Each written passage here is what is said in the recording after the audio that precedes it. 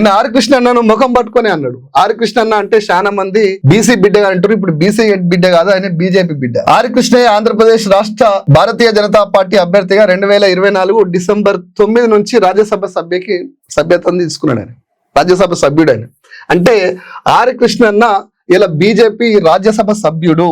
ఆయనే బీజేపీ మద్దతు ఉంది, బంధుకు పిలిపించుడు కాదన్న. ఆర్ కృష్ణ అన్న బీజేపీకి మద్దతు, ఆర్ కృష్ణ అన్న బీజేపీ మద్దతు ఉందని చెప్పేసి తెలంగాణలో బంధుకు పిలిపించుడు ఒక్కటే కాదన్నా, ఢిల్లీలో నరేంద్ర మోదీ తోటి బీసీ చెప్పుకుంటాడు కదా, ఆ నరేంద్ర మోదీ తోటి స్పెషల్ సెషన్ పెట్టి పార్లమెంట్ లో షెడ్యూల్ 9లో పెట్టమని దాన్ని కదా మాట్లాడాల్సింది.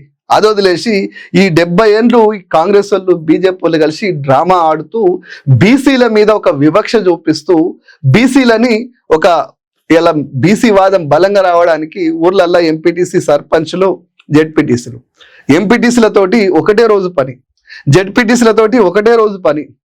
దీనిలో వాటా అడుగుతారు కానీ నియోజకవర్గాలలో కానీ అంటే ప్రతిఫలాలు అందించే అత్యున్నతమైన స్థానంలో అడగరు. ఇన్నేళ్లలో కాంగ్రెస్ పార్టీ ఎందుకు బీసీని ముఖ్యమంత్రిని చేయలే?